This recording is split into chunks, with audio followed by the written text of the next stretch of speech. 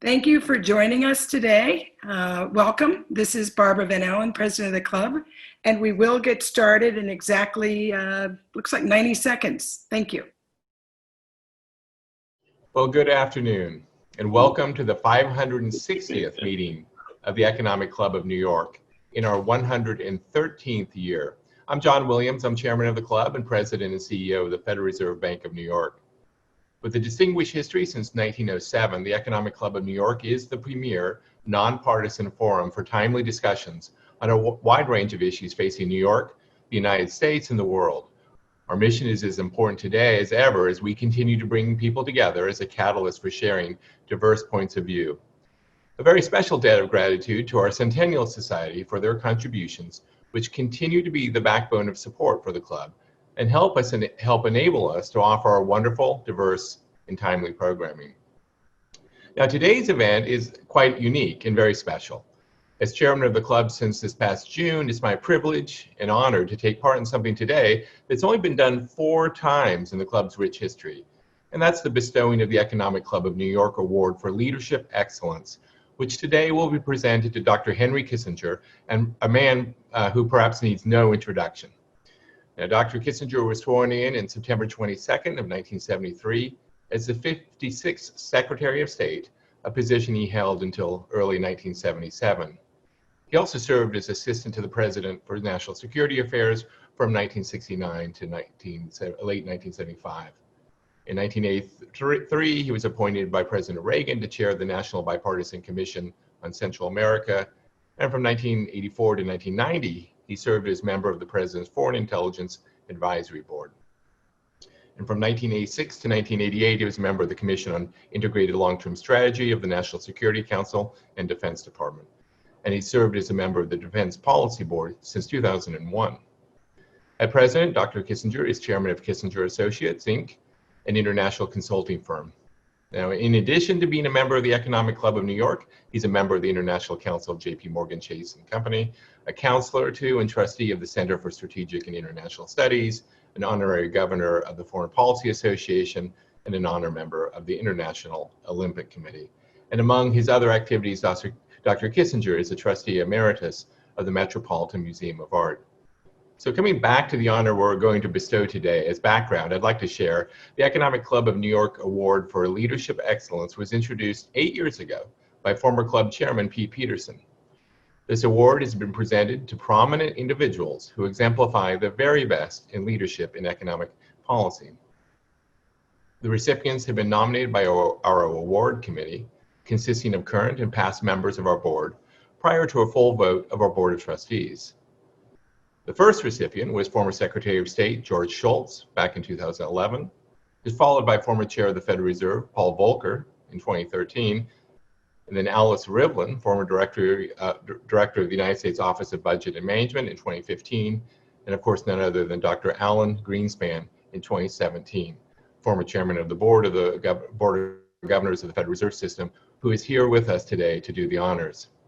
So Dr. Greenspan, or for the person like me who worked during the last 12 years of your chairmanship of the Federal Reserve, I still think of you as Chairman Greenspan. It's an immense privilege now to pass the baton over to you to share your thoughts about your friend Dr. Henry Kissinger and present the award. And after that will be followed by a conversation between me and Dr. Kissinger. So, Dr. Greenspan, please proceed. Well, thank you, John. I am most pleased to be part of this important celebration today. And I would like to extend my special thanks and gratitude to you, John, to the members of the award committee, the board and membership of the Economic Club of New York for inviting me to participate in such a grand salute to one of the world's most iconic and consequential figures. I know you mentioned that Henry almost does not need an introduction. However, I cannot help but take a few moments to add my own thoughts to recognize some of his extraordinary accomplishments.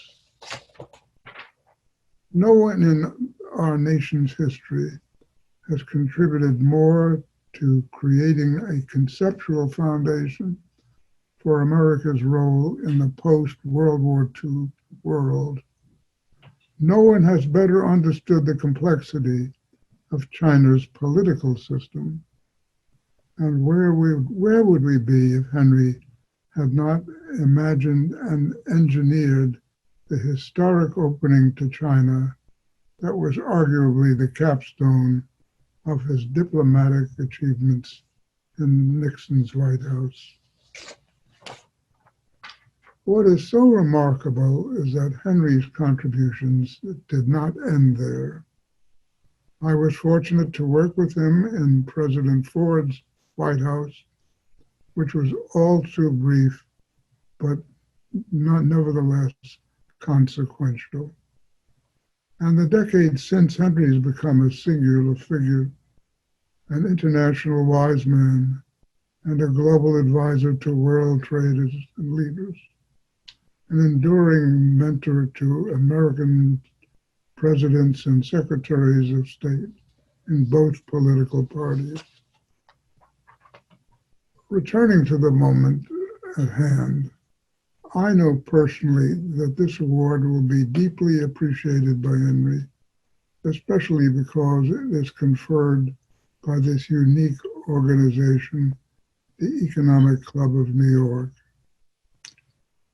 Henry, on behalf of all of us, it is my great honor to bestow the Economic Club of New York Award for Leadership Excellence to my good friend and colleague.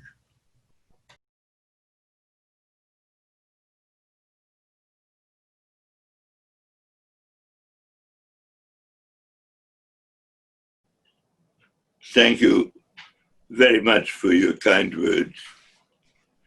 You know, people always say, I don't need an introduction, but I love introductions, especially when they come from a friend and associate over so many years. For the Economic Club to give me an award, given the state of my knowledge of economics, is an act of enormous generosity. Whatever I know of economics, I've learned from Alan in the years that our paths have crossed, and from the writings and speeches of Alan.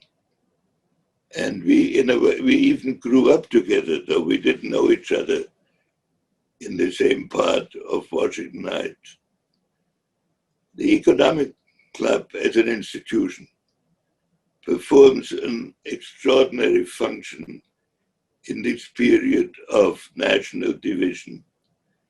It is crucial for our country to return to nonpartisan debates on the great issues of our day. And the Economic Club provides that opportunity and has provided it over the decades. So thank you, John, for chairing this meeting. Alan, it is such a joy to see you after the interval that the pandemic has imposed on us.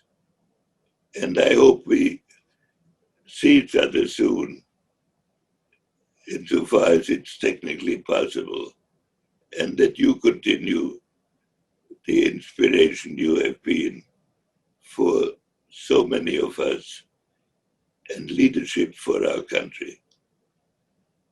Well, let me add my congratulations, Dr. Kissinger, and thank you, Dr. Greenspan, for joining us today and presenting this very important, special award.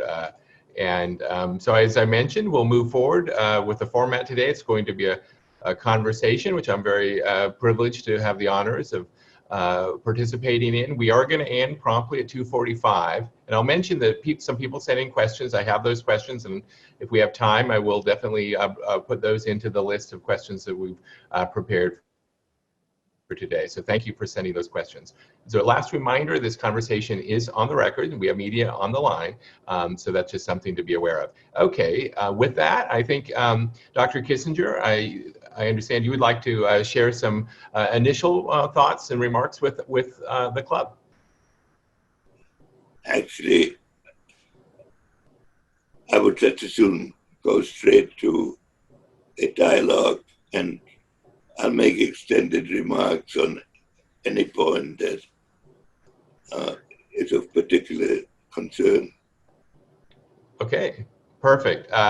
Well, one of the things that Dr. Greenspan mentioned, I thought was a good introduction to the first question to ask you about. And he mentioned your very critical role in the opening of China.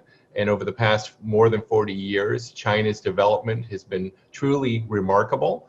I'm curious on your views of today. How do you see China's role in the world today and going forward? When President Nixon opened to China, and I had the honor of being the first American representative to visit China, China was a developing country, but lack of development did not prevent extreme hostility between our two societies. And the purpose of the opening was to enable China to participate in the international system and also to create a structure in which the Soviet Union, which was at that time the principal threat to the international system, was balanced by China, with which it was having a serious conflict. Now, for a considerable number of years, this turned into a bipartisan foreign policy in which both parties essentially try to determine what measures could be taken that would enable these objectives to be reached, and in which the Chinese, on their side, participated in a comparable spirit. The big tensions of the recent decade developed because the evolution of technology has produced a situation in which the growth of a major country has potential implications for the economy of another, and major implications for our economy, and in the eyes of many, implications for the security. So what used to be dealt with as a joint effort is now being dealt with in a more confrontational manner, both in foreign policy, but also in economics. It has now become an issue how high tech is going to develop in the world, whether it will grow on multiple platforms or whether really only one platform will be created. And then the question is whether one country can have the chief technology, or whether there is a way of creating multiple platforms, and then what diplomacy will bring that about. This is a very serious issue. We see it now in the TikTok issue. We see it in the other high-tech issues, in the Huawei issue, for example. And we have slid into a potentially confrontational course, which a new administration, whoever wins, will have to address. So that's almost a speech I might have given at the beginning.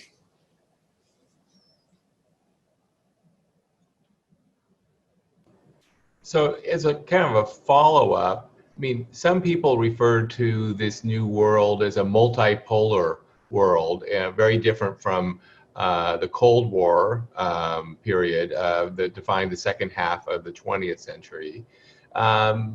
Is that a productive way to think about this? And what does it mean to be living in a multipolar world in terms of U.S. foreign policy and our strategic objectives there? Well, our history, our American history, tends us to think of the world as a unipolar world, that through major parts of our history, we have believed that our inspiration and our potential strengths, our inspiration is relevant to the rest of the world, and our potential strength is a key element in preserving stability in the world. This has been especially acute since the end of the Second World War. And we came out of it with a nuclear monopoly and an economy that had almost half of the world's gross national product. I'm talking of the 1940s onward. So we have identified our influence in that manner. But due to the evolution of technology and the inevitable evolution of the economy, other countries have arisen that have substantial economies, and the technology has proved not to be able to be monopolized. And there is an additional aspect. I had, as a professor, written about nuclear weapons. And then I became security advisor. And I had to deal with them as an aspect of diplomacy. And even then, the new technology was such that one had to reflect to what degree superiority in delivery capability could be translated into political advantage.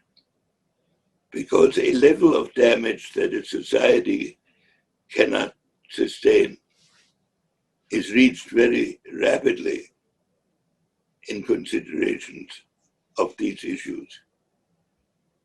But now nuclear weapons look like conventional weapons. Now we have weapons that can select their own targets. We have cyber capabilities where the origin of the danger, if a challenge is made in the cyber field, may not necessarily be known right away, and where the nature of adequate retaliation it's complex and different from historical ways. And that is just the beginning of the world of artificial intelligence and machine learning. So in this world, it is of crucial importance that the leaders of China and the United States realize that what you learn in history books about superiority and shifting the balance of power and all the things that I used to teach as a professor are not fully applicable, and that there are new dimensions. But is it possible to distill at least an understanding of the limits of national power into the international system? And is it possible to think of an economic world in which, of course, but no other country should be able to blackmail us, but where that objective is not defined in such a way that all potential technical capabilities in other countries have to be confronted and reduced? That is a big challenge for any administration, and it's not a partisan challenge. It's a historic challenge, because we can't review it every 4 to 8 years. There must be some basic principles that underlie this. And if we cannot get clear in our own country about them, and if we don't know how to deal with other countries. Now, we have in this dialogue talked mostly about China, but of course, there are other emerging countries of great magnitude like India, maybe Brazil, and so the crucial issue is to get these answers right, but simultaneously to see whether the world can be brought into such a discussion. And we have a long way to go. So one thing you just said that really caught my attention is that the problems that we're dealing with, especially cyber warfare, some of the other issues of technology, really are changing the shape of the problems that countries are facing. One of the things I associate with you in reading your books over my lifetime is to look back in history for lessons from history to help provide maybe those principles or context to think about the problems of today. Do you have advice for people? What parts of history or what lessons from history should we be focused on in thinking about these challenges that you just talked about? It's a very good question, because in my life, I was reading and teaching history in terms of some fixed principles. And in fact, I'm right now writing a book in that atmosphere. I'm writing about 6 statesmen and what one can learn from their statesmanship. But I'm writing it at the same time that I'm working with Eric Schmidt and John Huttenlocker, the provost of MIT, on the implications on our consciousness of the technology they're producing. I know nothing about the technology. They have to tell me about the technology. But I try to contribute to this discussion, how that technology will change our perception of the world and what principles of what we've learned in our past history are still applicable. So it's a balance of power. It's still applicable to some extent, because if any country or group of countries has the capability to impose its will with minimum risk, that is not a world one can live in safely or productively. But the nature of power has changed so completely. And one of my basic themes in relations with China is that China and we, that our leaders and their leaders, have to discuss the limits beyond which they will not push threats, and how to define that, and how to keep that discussion from getting out of hand. And then they have to find a way of conducting such a policy over an extended period of time. Now, if you can say this is totally impossible, and if it's totally impossible, we will slide into a situation similar to World War I. In the period before World War I, there were 10 war scares. They were all solved. So the crisis in the summer of 1914 was not taken fully seriously. All the leaders of countries went on vacation during it. But they had, in the meantime, created military capacities where if you once extended a threat, it was impossible to reverse it because mobilization schedules were so important. So we must not get ourselves into such a position. And that doesn't apply only to China. It requires a new way of thinking. And we cannot achieve that position by believing that we can achieve such a unilateral superiority in both strategy and economics that nobody will be in a position to threaten us. For that, the world has become too complex and the domestic structures too difficult.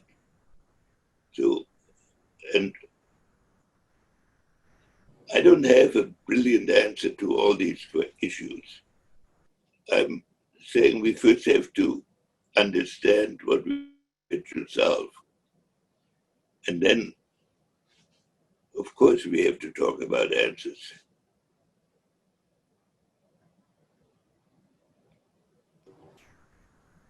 Well, it sounds like I'm looking forward to seeing your book. The question, I'll turn to a question that was, I think, follows from what you were just talking about. This is a question from one of the members of the club. He said, or this person said, in your last presentation to the Economic Club, you commented about how technology is moving faster than humanity's ability to deal with it. So I was interested whether you could kind of update your views with the club on that, and how does this tie into what you were just saying? Our policymakers in our countries, leaders of countries, is technology moving ahead of how they're thinking, and they're falling behind? Yes, I think technology is way ahead of conceptual thinking. In the last time a comparable technological change occurred was hundreds of years ago during the Enlightenment, when printing was invented and enabled the distribution of knowledge to many people. And that started a period in which philosophy and technology were sort of in harmony, where the conceptual thinking was in step with the technological thinking. In the present world, the technological thinking is way ahead of the conceptual thinking. And I was at dinner at the house of a member of the actually, and there was a person there who was a great expert in artificial intelligence. And he said he was developing something in which objects could become not only robots, but partner to human activity, so that they think along with you, but they're not necessarily bound to go all the way, they can deviate. So I said to him, this is a colossal change in human thinking that never occurred to anybody. But he was more interested in how to achieve that objective that he had described to me, which is a fantastic change. Then to discuss what that means for humanity if you get robots that think for themselves and that may deviate only a very little bit at the beginning of their efforts, or not at all, but in the evolution of them could become unpredictable. So that's what I'm working on in the second book I'm working on with my two scientific friends. And if you know them, they are very serious people. And the people who invent these changes in technology are also extremely serious people. And they're transforming the world, and they'll transform the human consciousness in strategy and in certainly economics and other fields. But they don't do that part of it systematically or at all.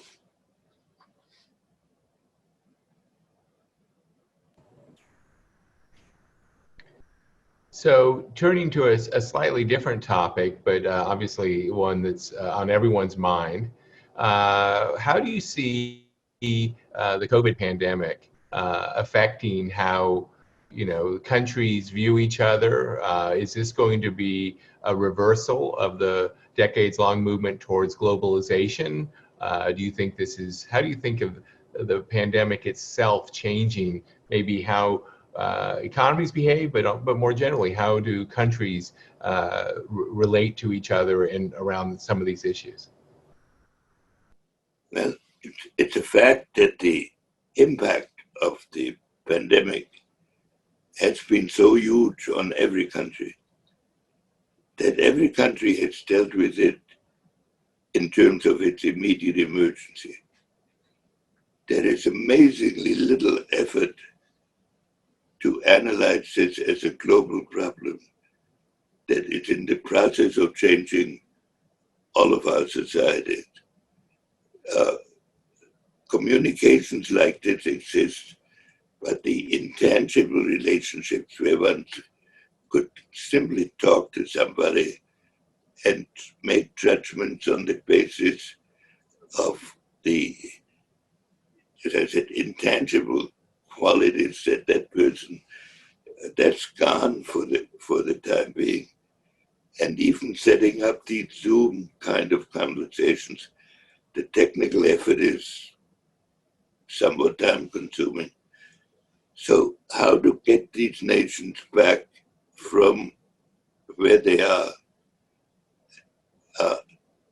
it's going to be very important.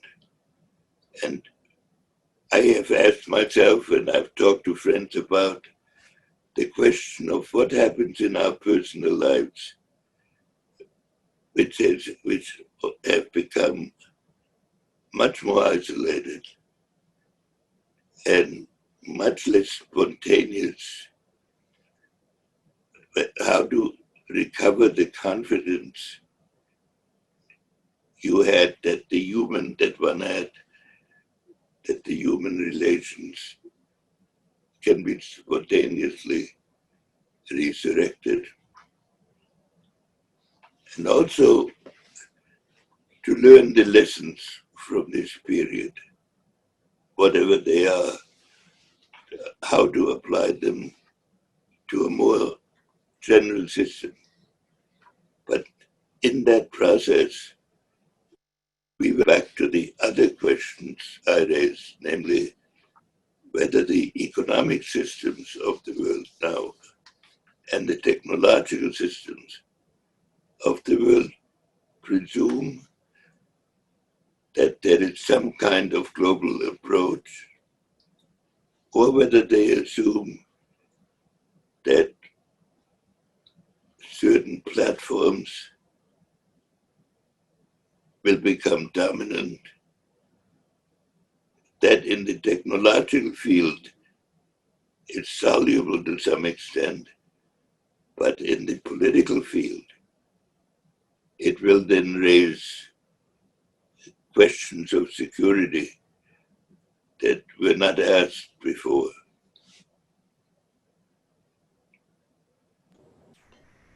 On your remarks about the connectivity between people, I definitely feel, at least in my experience, that we are, living off those relationships we all developed over years, in being able to carry out our work, especially in the international sphere.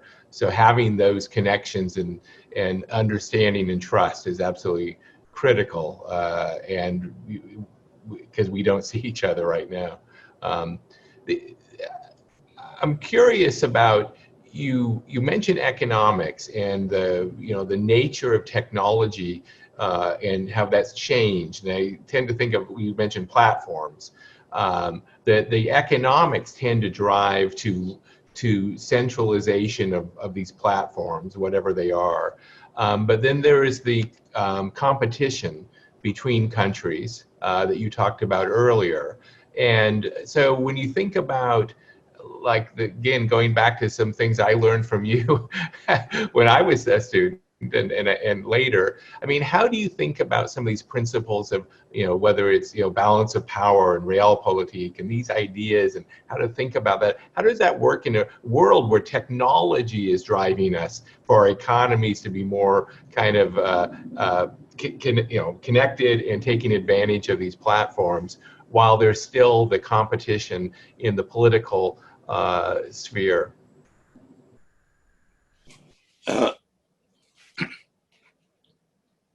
I don't have the answer to that yet. I'd say yet because I'm thinking about it and talking to my friends about it and trying to create groups that discuss this, because if you attempt supremacy in every field, and if you do not at the same time have a philosophical conception of the world, and if all of this weakens religion and other unifying principles, you could wind up in a bloody-minded world of brutal pressures. And so I think we need dialogues on these things. I applied that, for example, very much to Europe, where I grew up. And Europe is trying to find an identity for itself. Now, it's that an identity which technologically ties itself to one platform? Will it create a platform of itself? Or will it try to play between the existing technologies? So after that, if there's still an Atlantic relationship,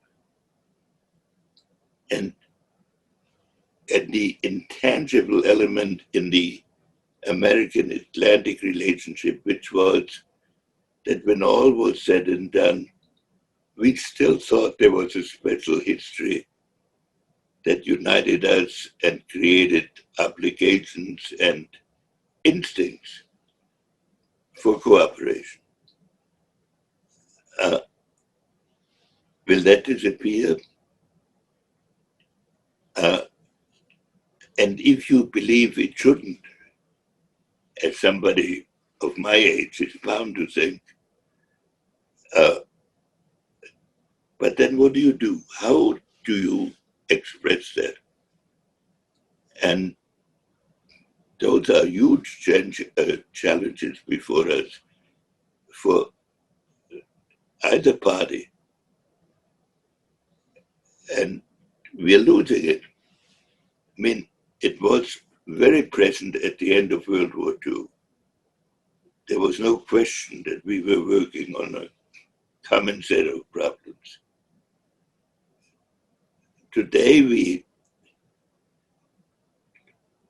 we're not dealing with these new problems or without whether there is or what the common position is, as we should. And that's partly because of the evolution in each country, and each country has its own problems. And then, of course, we could go on into the Middle East and other regions. How do you relate culture to each other when so much of it is technological and economic? And not here because I pretend that I have answers to all these questions. I'm seriously thinking about these questions. Well, unfortunately, thank you for that. Unfortunately, I'm looking at the clock, and we are now out of time for our conversation. I have a long list of more questions I would love to ask you, but we are running out of time. And I just have one comment. You said, you know, you're not an economist. I was struck, however, by how much you talked about technology, economics as really key drivers of these core issues around foreign policy. Absolutely. And strategy. So I think this is a perfect conversation for the Economic Club of New York, given how connected those are. So again, thank you so much for joining us today in this conversation, and congratulations on the award and for everything you've done for the United States over the years. And I also want to thank Alan Greenspan for presenting you with the award today. So we are out of time now, so I'll just give my closing remarks. We wish everybody the best and stay safe. Now we've got a lot of speakers coming up for the Economic Club of New York, so I'm hoping that people are checking their calendars and be able to attend and invite guests. So I'm going to do a quick 1-minute whirlwind tour of what's coming up for the club. And I'll start with General H.R. McMaster, Chairman of the Board of Advisors of the Center on Military and Political Power of the Foundation for Defense of Democracies. We have my colleague Tom Barkin, the President of the Richmond Fed. We have Charlie Cook, the editor and publisher of the Cook Political Report. We have Deanna Mulligan of Guardian Life Insurance. We have James Gorman, the Chief Executive Officer of Morgan Stanley, Mark Zandi at Moody's Analytics, and we have Jay Clayton, the Chairman of the U.S. Securities and Exchange Commission. So we have a lot of great speakers and a lot of really important topics coming up this fall, and we'll be adding more and more in our new virtual world. So please keep your eyes looking at our website, and we'll continue to communicate by email and updates. So again, thank you so much for joining us today. Goodbye and stay well.